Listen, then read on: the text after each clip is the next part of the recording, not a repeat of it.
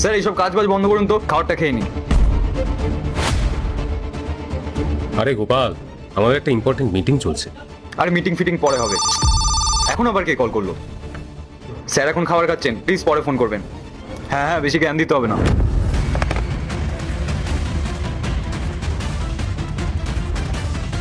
আপনার ফোন বন্ধ করে দিয়েছি। আরে গোপাল, কি করছিস এগুলো? আমার একটা ইম্পর্টেন্ট মিটিং চলছে, সামনে ক্লায়েন্টস বসে আছে। শরীরের থেকে বেশি জরুরি এই কাজ।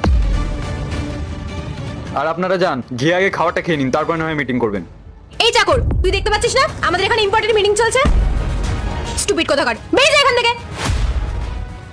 হ্যাঁ স্যার, শ্রী একদম ঠিক কথা বলেছে। আপনি এত বড় বিজনেসম্যান, কত এমপ্লয়ি এখানে এসে কাজ করে, আর এই সামান্য চাকর আপনাকে এসে ডিস্টার্ব করছে, আর এমন ভাব দেখাচ্ছে ও যেন আপনার ভাই হয়। এই যে চাকর, দেখতে পাচ্ছিস না এখানে মিটিং চলছে? যা এখান থেকে। ম্যাডাম আমার ভুল হয়ে গেছে, আসলে উনি বাড়ির থেকে আজকে তাড়াতাড়ি চলে এসেছেন, কিচ্ছু খাইনি, আর না খেলে তো ওষুধও খেতে পারবে না। ওনার শরীরটা আসলে খুব খারাপ, এই জন্যই আমার খুব চিন্তা হচ্ছিল, তাই খাবারটা নিয়ে এসেছিলাম। ভাবলাম আগে কিছু খেয়ে নিই, তারপরে না হয় কাজ হবে। আমার ভুল হয়ে গেছে, আমাকে ক্ষমা করে দেবেন। আর তুই তুই কি করে বুঝবি? চাকর কোথাকার, তুই কি জানিস এখানে কত ইম্পর্টেন্ট মিটিং হয়? কত বড় বড় মানুষেরা আসে এখানে ইম্পর্টেন্ট মিটিং করতে।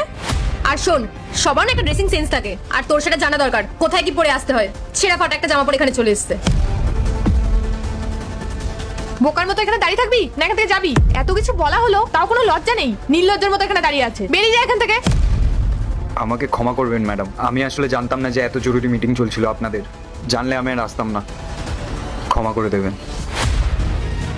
আমি আসছি। দাঁড়া গোপাল, এক মিনিট। আচ্ছা, আপনারা যে ওর সম্পর্কে এত উল্টোপাল্টা কথা বলছেন, আপনারা জানেন ওকে? কে ও? ওর চেহারা দেখে তো বোঝা যাচ্ছে ও একটা এই কোম্পানির চাকর।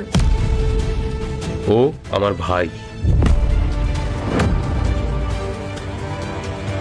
স্যার, এটা আপনি কি বলছেন? ও আপনার ভাই? না না, এটা হতে পারে না। আপনি একজন মাল্টিন্যাশনাল কোম্পানির ওনার, আর আপনার ভাই এরকম ছেঁড়া ফাটা জামা কাপড় পরে দাঁড়িয়ে আছে। আর স্যার, সত্যি বলতে আপনার সাথে তো ওর কোনো মিলই নেই। স্যার, ও তো একদম ঠিক কথাই বলেছে। এই চাকরটা মানে আপনার ভাই, ওর মধ্যে তো কোনো কথা বলার ক্যাপাবিলিটিই নেই। স্যার, আপনি প্লিজ আমাদের সাথে মজা করবেন না। দেখুন, আমি আপনাদের সঙ্গে কোনো মজা করছি না, আমি সত্যিই বলছি ও আমার ভাই। স্যার, স্যার এটা কিভাবে পসিবল? আপনারা তো বড় একটা কোম্পানি, তার উপরে ও যদি আপনার ভাই হয়, তাহলে আপনার তো সেটা রেসপন্সিবিলিটি ওকে ভালো করে স্কুলে পড়ানোর।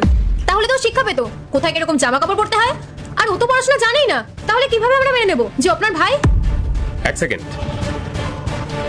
আচ্ছা, আপনারা কি নিজে নিজেই ভেবে নিলেন যে ও আমার